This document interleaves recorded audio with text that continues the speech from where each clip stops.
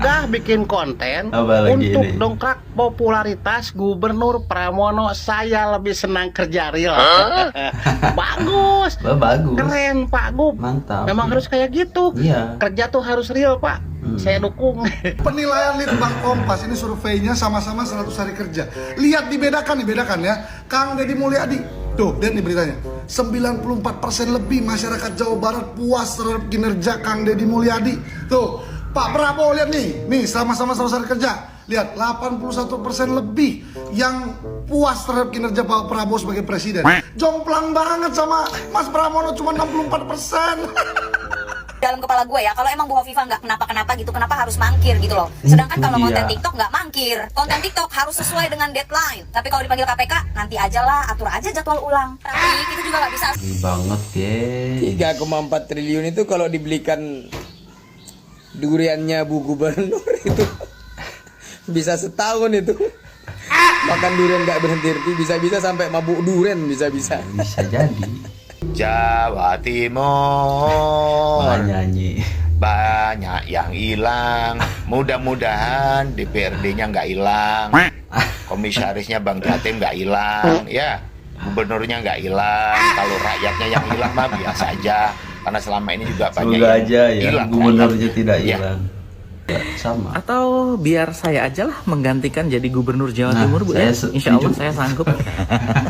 Sanggup ngoceh-ngoceh sama mengkritik saja.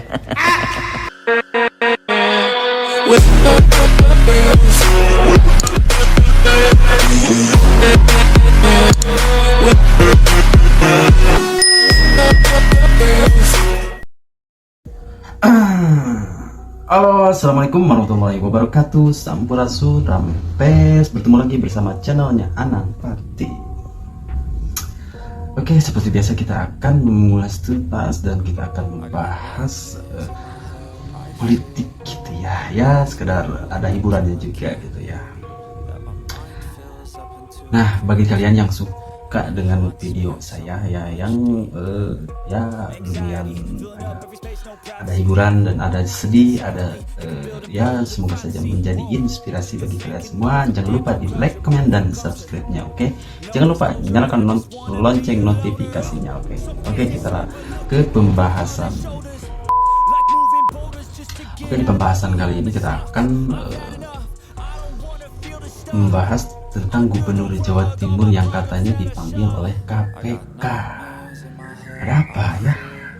Tapi katanya sih beritanya masih simpang siur, belum tentu ada kejelasan gitu ya. Karena Gubernur Jawa Timur mangkir dari panggilan KPK. Jadi heboh ya, sorotan media sosial gitu ya. Dan ada juga dari Jakarta ya, seperti biasa gitu ya, Pramono Anung tidak mau membuat kebijakan yang ada di Jawa Barat gitu ya, dan juga menuai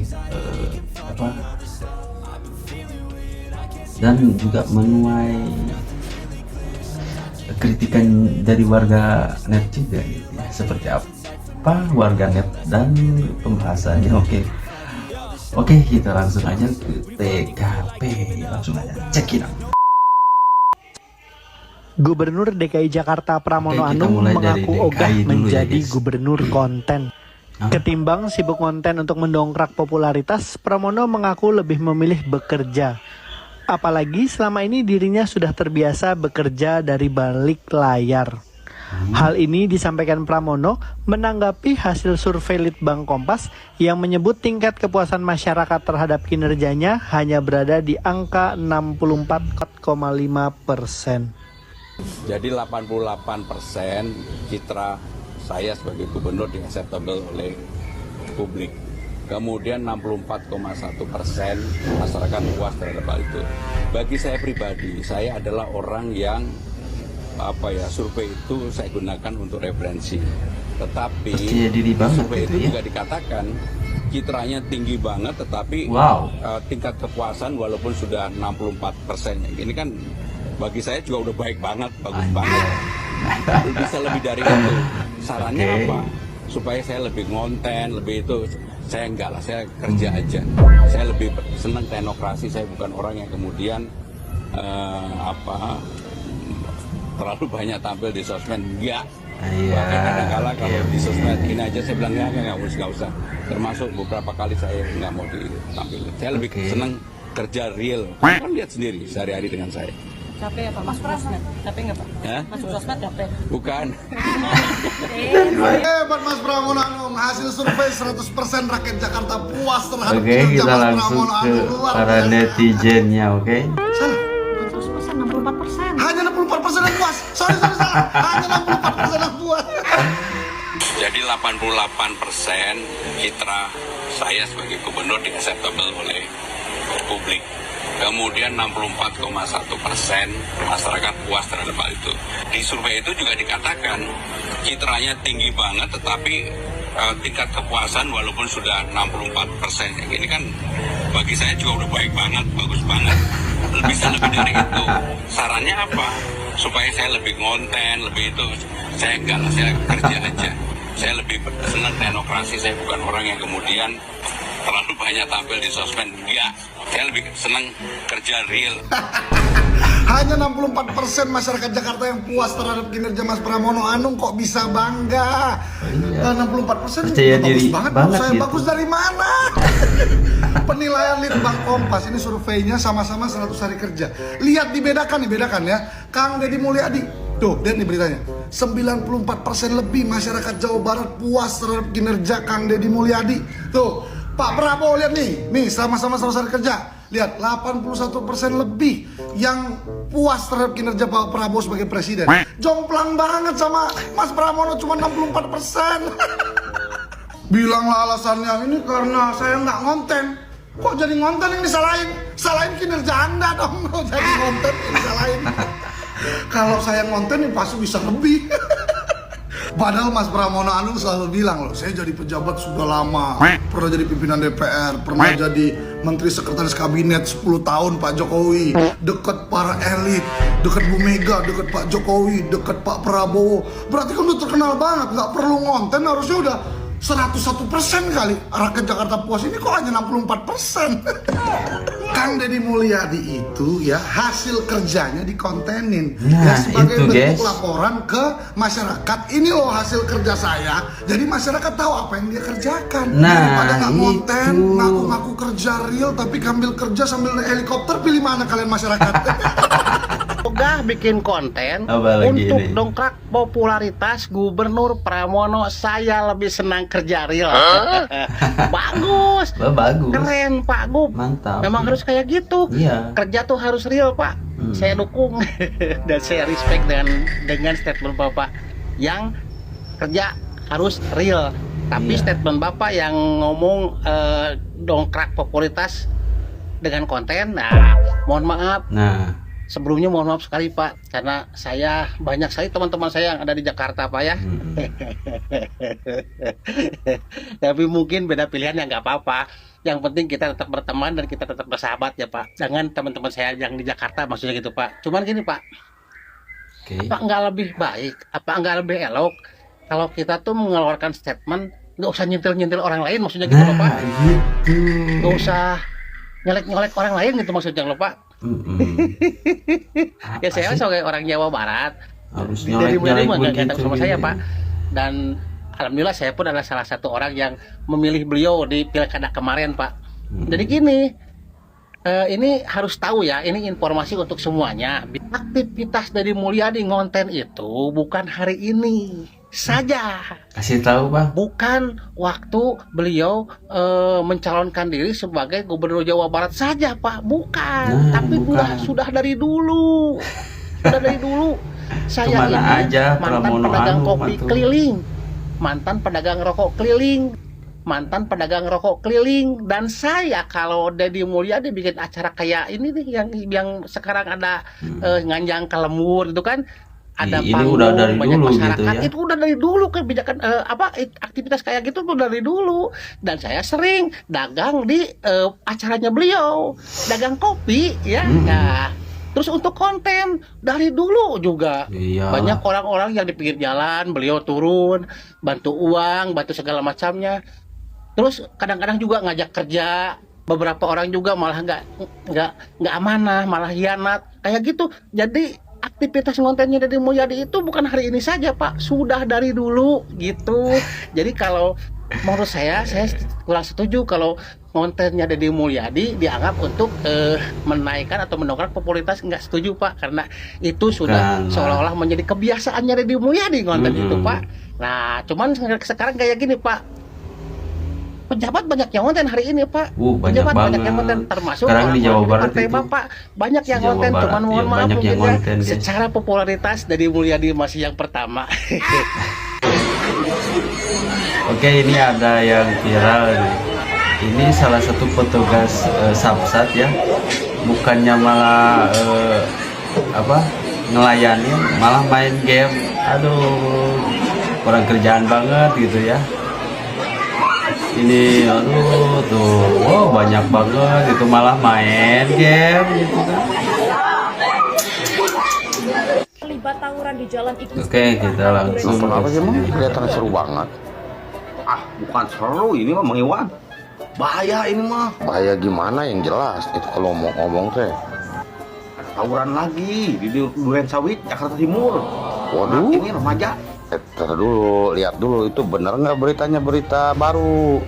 Jangan-jangan mama mau nonton berita lama? Ini berita baru 3 hari yang lalu.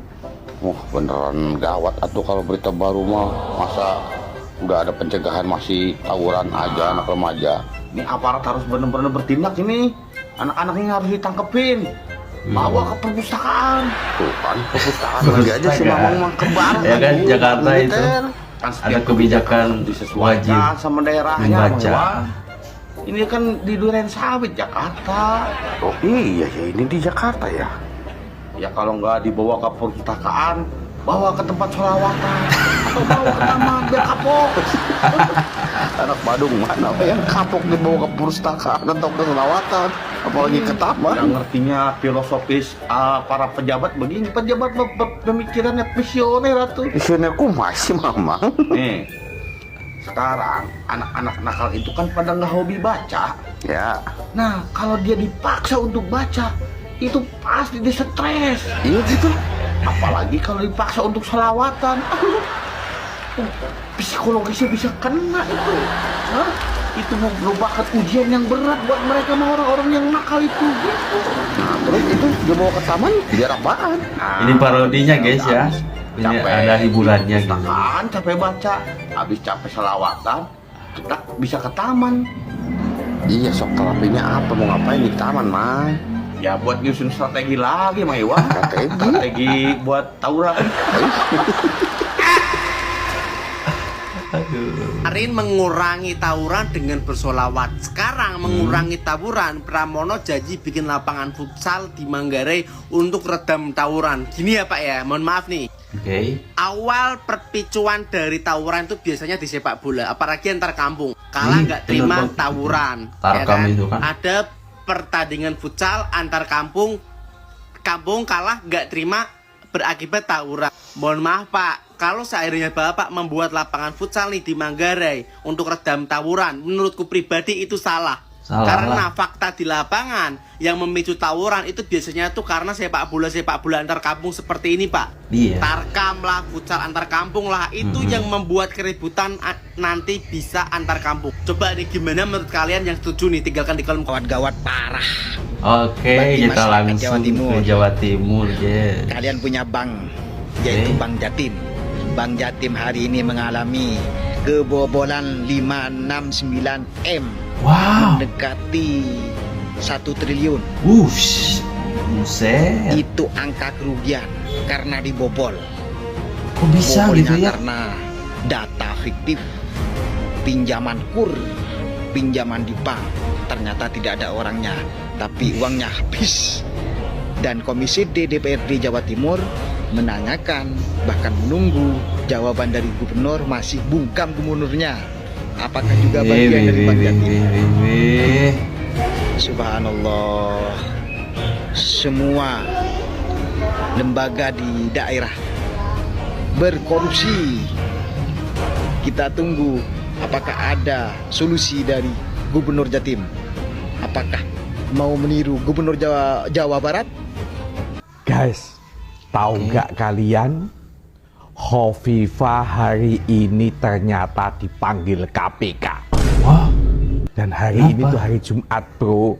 Jumat. Bagi para tersangka, kalau dipanggil hari Jumat itu adalah hari yang paling menakutkan. Sebab apa? Rata-rata kalau ada tersangka dipanggil oleh KPK hari Jumat, alamat gak boleh, alamat gak balik, bro. Tapi yo, ojo seneng dhisik. Hovifah, Gubernur Jawa Timur, belum jadi tersangka. Dia ini hanya dipanggil sebagai saksi. Tapi tentu kita senang. Pasti kalian-kalian juga senang. Sebab selama ini dugaan korupsi duit 2 triliun. Wow. Tentu pelaku-pelakunya ini yone iso yang dijerat hukum tidak hanya teman-teman DPRD Jawa Timur. Wis ono 21 tersangka. Dan itu tidak ada dari pegawai Pemprov. Padahal duit itu mengucur, permohonannya itu kepada pemerintah provinsi. Dan kantor gubernur sudah digeledah oleh KPK. Kantor wakil gubernur juga sudah digeledah oleh KPK. Saya senang hari ini berita-berita baca itu di media online Hovifah dipanggil KPK. Tapi kalau ini gak teko dek nih. Bisa jadi tidak datang ya karena trauma Jumat keramat. Soalnya tersangka nek diceluk hari Jumat, alamat gak boleh, alamat pakai rompi oren. Pertanyaan dari buat kalian warga Jawa Timur, agama Muslim itu pengampunan pajak gak dikabul-kabulno, sing ngurusi korupsi Bank Jatim lebih dari 500 miliar, yo gak direken mbek gubernur. Pungli-pungli di SMA negeri, yo gak direken oleh gubernur. Menurut kalian, apakah korupsi duit 2 triliun dana hibah pemerintah provinsi ini juga ada peranan dari gubernur atau tidak? Ada peranan dari wakil gubernur atau tidak? Kata mantan ketua DPRD Jawa Timur Kusnadi, taunya sebatas apa? Ayo teman-teman, apa pendapat kalian dengan dipanggilnya Hovifah oleh KPK? Apakah cukup jadi saksi ataukah malah akan menjadi titik? Bang Jatim dibobol 569,4 miliar. Komisi C DPRD Jatim desak Ibu Hovifah ganti seluruh komisaris dan direksi. Tapi Ibu Gubernur Hovifah Indar Parawansa ogah gubris desakan pergantian komisaris dan direksi Bank Jatim. Kenapa kok ogah-ogahan, Bu? Udah males kerjanya, udah capek mikirnya. Gubernur siapa sih ini? Gubernur dulu lah, bersama Gubernur Jawa Barat boleh nggak? No. Padahal Kang Deddy Mulyadi, Gubernur Jawa Barat sekarang lagi merombak tuh Bang Jabar, ya kan? Lebih baik diganti direksinya, diganti komisarisnya, ya kan? Bang Jatim. Ya, adem-adem ayam aja. 0,5 triliun loh, Bu. Ya, uang Bang Jatim hilang karena kredit fiktif. Kemarin juga Kenapa Ibu takut ngusut? Di Bang Jabar juga gitu ya. Ada kredit fiktif juga sama. Atau biar saya aja lah menggantikan jadi Gubernur Jawa Timur, Bu. Insya Allah saya sanggup. Sanggup ngoceh-ngoceh sama mengkritik saja. Ya, ini tugas kalian lah, rakyat Jawa Timur, untuk mengomentari gubernur kalian. Terserah lah mau ngomentarin seperti apa, terserah, itu hak kalian. Komen itu, guys ya, kewenangan kalian ya. Saya hanya membantu memberikan informasi ini aja. Dah. Bu Hovifah korupsi. Ada dugaan korupsi nih guys yang dilakukan oleh Pemprov Jatim. Bukan Alvano namanya kalau halu. Ada artikelnya guys, malah dari KPK artikelnya, yaitu tentang dana hibah di Jawa Timur. Kalian baca deh. Belanja hibah Pemprov Jatim belum sepenuhnya memadai dan perlu dibenahi secara sistemik. Disindir juga sama KPK, kami tidak mencari kesalahan masa lalu, tapi karena kita sudah melihat banyak titik rawan, mari bersama-sama antara KPK dan Pemprov Jatim berkolaborasi agar tidak ada temuan dan korupsi pada tata kelola dana hibah. Kalian mau tahu berapa? 4,51 ditambah 3,12, 7 triliun, 6. Hayo lo Bu Kofifa, ini gimana lo? Ini tanggung jawab Anda secara penuh. Karena dana turunnya tuh dari SK-nya Bu Kofifa. Gubernur bertanggung jawab atas akuntabilitas dana hibah.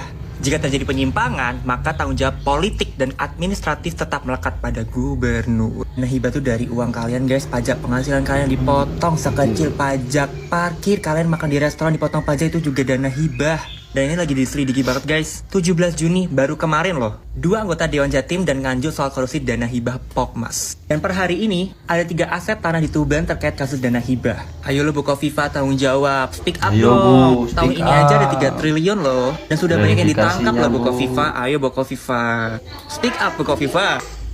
Akhir-akhir ini cuaca di Jawa Timur sangat ekstrim, dingin sekali. Namun cuaca dingin ini tidak sejalan dengan keadaan politik di Jawa Timur. Kemungkinan Bu Khofifah sekarang, Bu Gubernur kita, cuacanya sangat panas. Ya kalau tidak panas agak hangat lah. Mengingat Bu Gubernur ini kemarin dipanggil KPK berkaitan dengan dana hibah yang tidak salah merugikan negara sekitar 1,2 triliun. Ya, cukup besar ya dana bagi-baginya. Akhirnya saya mencoba untuk membaca beberapa referensi dan cukup kaget. Ternyata kasus 1,2 triliun dana hibah yang menyeret beberapa politisi ternama di Jawa Timur itu tidak membuat Pemprov Jawa Timur ini belajar dari kesalahan untuk lebih hati-hati memakai APBD untuk dana hibah. Tahun 2025 anggaran dana hibah itu bertambah besar. Informasi yang saya himpun dari beberapa media itu besarannya 3,4 triliun. Wow. 10% dari nilai APBD Provinsi Jawa Timur. Ngeri banget ya. 3,4 triliun itu kalau dibelikan duriannya Bu Gubernur itu bisa setahun itu. Makan durian gak berhenti, bisa-bisa sampai mabuk durian, bisa-bisa. Bisa jadi. 3,4 triliun lur. 3,4 triliun. Itu kalau semisal dibagi-bagi buat masyarakat miskin, bangun-bangun rumah-rumah masyarakat miskin, bangun jalan, dijadikan beasiswa untuk anak-anak tidak mampu, itu kayaknya manfaatnya jauh lebih bermanfaat. Manfaat banget. Aduh, Bu Gubernur.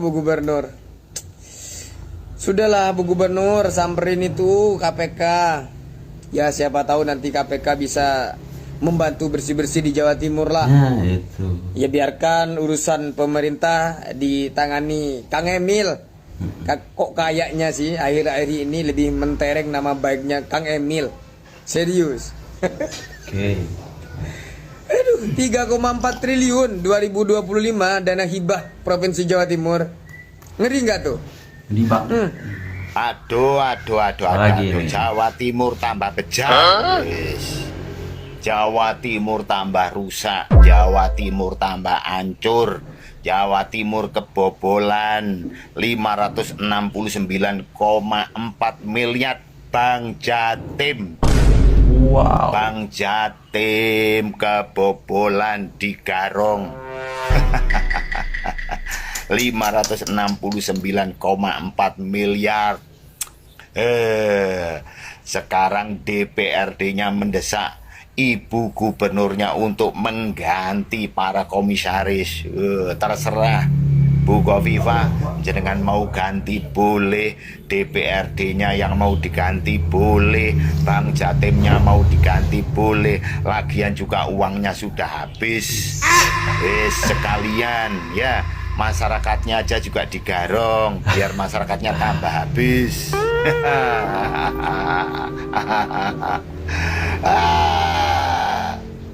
Ya, dana hibah sudah disalahgunakan, digarong oleh DPRD, ya kan? 2 triliun sekarang, ya kan? Dananya Bang Jatim itu digarong lagi, ya kan? Oleh para petinggi Bang Jatimnya, senilai 569,4. Gila. DPRD-nya 2 triliun, Bang Jatimnya 569,4. Sekarang DPR-nya mendesak gubernur. Kasihan ya Bu Kofifa ya, Bu. Kasihan banget ya. Sabar ya Bu ya. Sabar ya Bu ya. Ditinggal tidur aja Bu. Biar kantong matanya ini nggak semakin tebel Bu. Saya tuh prihatin, miris lihat Bu Kofifa. Aduh. Wanita jadi gubernur, langkahnya terbatas, banyak balas budi, baik, ya terlalu baik sih Bu, ya jadinya sulit ambil langkah Bu ya. Ya. Jawa Timur banyak yang hilang, mudah-mudahan DPRD-nya nggak hilang, komisarisnya Bang Jatim nggak hilang, ya. Gubernurnya nggak hilang, kalau rakyatnya yang hilang mah biasa aja, karena selama ini juga banyak semoga yang aja ya hilang, gubernurnya tidak ya. hilang. Lucu ya Jawa Timur ya. Lucu banget. Kok bisa sih Jawa Timur itu kok bisa lucu? Pulang dari haji, apalagi Gubernur Jawa Timur Kofifa dipanggil KPK. Kira-kira ada apa ya? Tak tahu. Menurut berita yang saya baca, ini terkait dugaan korupsi dana hibah di Jawa Timur. Nah, KPK itu memanggil Gubernur Jawa Timur itu sebagai saksi kasus korupsi yang terjadi. Ternyata sudah ada tersangka dari kasus korupsi dana hibah ini. Bahkan KPK juga sempat menggeledah ruang kerja Gubernur Jawa Timur. Ini kira-kira Gubernur Jawa Timur ini tahu nggak ya ada korupsi yang terjadi di Jawa Timur? Bagaimana kalau menurut teman-teman? Bagaimana? Ayo kasih tanggapannya. Masalah dana hibah di Jawa Timur, KPK kita langsung ke niat manggil netizen Jawa Barat. Emil Dardak. Lah, tinggal nungguan di Jawa Barat. Bahwa ini mah ya KPK ngonang berani tidak RK jeung Pak UU. Ratusan miliarnya ting ada yang berani tidak triliunan panggil sigana RK sama Pak UU katanya diawur-awur ngabelaan BPJS jadi bayar, ngabelaan yang Masjid Al Jabar nganyuk. Ayo dana hibah diawur-awur ya zaman RK jeung Pak UU. Aduh ketar-ketir ya. Jawa Barat itu dana hibah kemarin. Dana soak ya Jawa Timur geus mulai ya. Disawer-sawer. Tinggal Jawa Barat di dagoan. Masyarakat menunggu KPK. Ayo gerak KPK. Dana hibah Jawa Barat usut. Aduh loba nu meriang ya, loba nu panas tiris. Jawa Timur geus mulai nungguan Jawa Barat ya. KPK Jawa Barat kawani ya. Dana hibah zaman UU jeung zaman RK gerak selidiki gerak parangilan. Soak. Bu Hovifa, Gubernur Jawa Timur dipanggil KPK, tapi dia mangkir tidak menghadiri panggilan KPK. Salam APBN, ambil positif, buang negatif, nonton videonya sampai habis. Gua nggak tahu ya guys, kenapa berita tentang Bu Hovifa akhir-akhir ini tuh kayak banyak banget dan kayak apa ya, makin merajalela gitu. Kemarin lah terakhir ya kan dia mukbang, bukan mukbang, nge-review kurma gitu kan. Sekarang lah nongol lagi dia dipanggil KPK. Kenapa sih kok Bu Hovifa dipanggil KPK? Katanya diduga ini terkait dengan korupsi dana hibah APBD Jawa Timur. Masalahnya ini nilainya sampai triliunan, geng. Nah, kasus Wih, ini bisa mantap, kan? jadi salah satu kasus terbesar nih. Tapi permasalahannya kita jangan langsung ngejudge dulu, harus dicari tahu dulu beritanya, ya baru deh. Bu Hovifah ini menurut gue hebat banget karena beliau ini selalu jadi sorotan publik gitu ya, mau dari nge-review buah-buahan, mukbang buah-buahan, sampai kurma sekalipun. Sekarang lebih menarik perhatian lagi gara-gara dipanggil KPK. Gitu ya. Permasalahannya kalau memang Bu Hovifah tidak terkait apapun terkait dana hibah ini, kenapa Bu Hovifah harus mangkir dari panggilan KPK? Apakah ada yang disembunyikan? We never know. Buat yang belum paham, dana hibah ini adalah uang dari pemerintah yang harusnya diberikan kepada pihak-pihak yang berhak untuk mendapatkan. Misalnya buat pembangunan, buat proyek-proyek yang bermanfaat gitu loh. Tapi kalau dana hibah ini disalahgunakan, ya akibatnya ya fatal. Menurut kalian, apakah Bu Hovifah terlibat atau hanya namanya aja yang kebawa-bawa dan disebut-sebut? Cuma kalau yang jadi pertanyaan gua nih, pertanyaan terbesar nih dalam kepala gue ya, kalau emang Bu Hovifah nggak kenapa-kenapa gitu, kenapa harus mangkir gitu loh? Sedangkan kalau konten TikTok nggak mangkir, konten TikTok harus sesuai dengan deadline. Tapi kalau dipanggil KPK, nanti aja lah, atur aja jadwal ulang. Tapi kita juga nggak bisa asal ngejudge dan asal ngomong kalau permasalahan konten TikToknya dia itu selalu paling utama, sedangkan kalau KPK dia mangkir. Nggak bisa juga guys, bisa jadi karena memang Bu Hovifah punya jadwal yang lain gitu kan, punya jadwal yang lebih apa ya, lebih prioritasnya harus lebih didahulukan gitu. Secara beliau ini kan gubernur Jawa Timur kan juga bukan wilayah yang kecil gitu loh ya, mungkin dia emang lagi sibuk banget say, makanya dia minta jadwalnya diatur ulang. Yang gue bingung juga ya, akhir-akhir ini tuh Bu Hovifah tuh emang lagi jadi sorotan publik banget ya, dan yang gue tahu Bu Hovifah itu sudah menjabat 2 periode jadi gubernur Jawa Timur. Nah sekarang warga Jawa Timur itu rame banget yang teriak-teriak tentang kepemimpinannya Bu Hovifah itu sendiri gitu kan. Maksud gue, kalau emang dia kepemimpinannya jelek, kenapa bisa sampai 2 periode? Ini yang milih Bu Hovifah nih gimana konsepnya? Nah, apalagi ya guys, seperti yang kita tahu, gitu ya, dunia politik itu adalah dunia yang penuh kejutan. Apalagi buat kita, para rakyat-rakyat yang nggak punya orang dalam, yang nggak punya kekuatan apapun gitu ya. Politik itu emang